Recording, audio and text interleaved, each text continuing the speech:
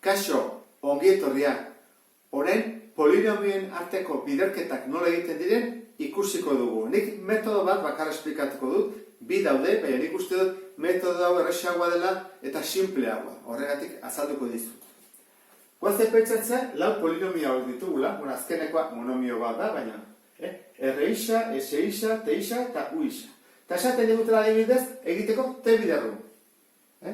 T isa, bider, U isa. Biderketa.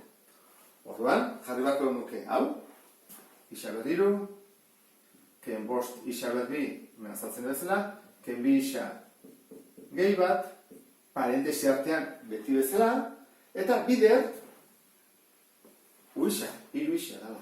Hiru isa ez duz jartko parentesi barrean. Ez dut behar, bakarra delako. Biengo baliz, binomio bat, bai, baina horrela ez. Nola egiten dia biderketa hau? Egingo dugu banatze probitatea erabiliz.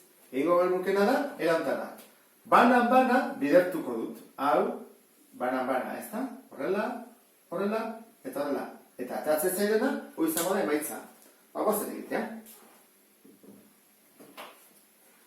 Isa berriru, bider hiru isa.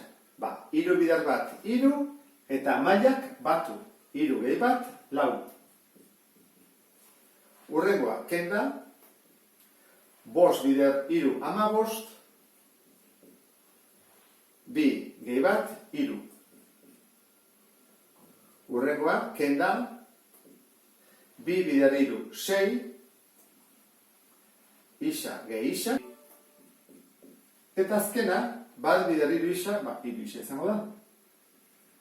Hau da emaitza. Banan-bana bidertu.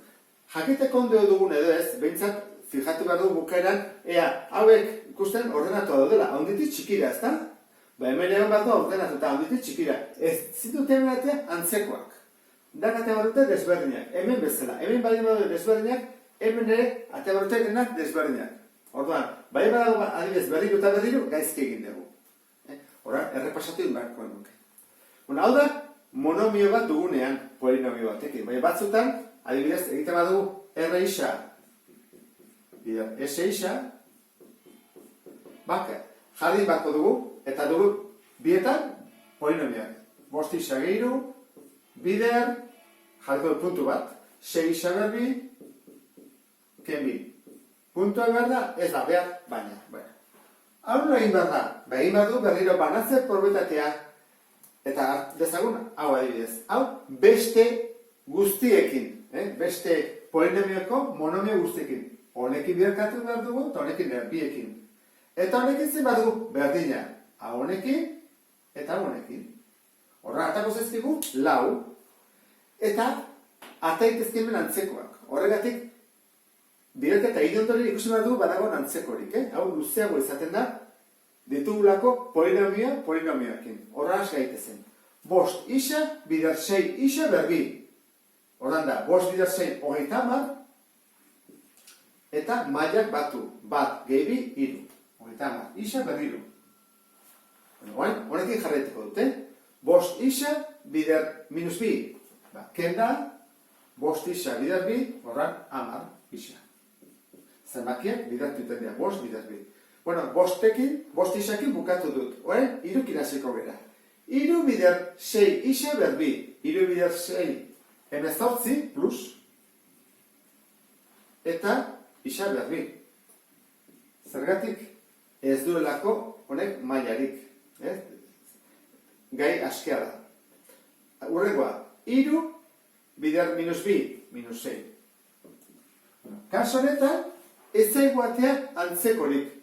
Dugu desordenatuta hori bai. Orduan, gure lana da, ez da izango batuketak eta kenketak egitea ez da holako antzekorik, baina ordenatzea bai. Orduan, zen da mailarik altuena hau. Hogeita hamar. Isa berriru, bigarren altuena hau. Gehi. Hemezortzi. Isa berri, bakuntza dator bere ikurrarekin, Ikurra ezin dugu trukatu bat besteekin, Urrengo hau izango da, ken hamar, isa, eta azkena, ken 6. Horran, emaitza, eman behar da. Beti, polinomio ordenatu bat. Maila handienetik, maila txikienera. Eta, hau dira, biera egitekoak.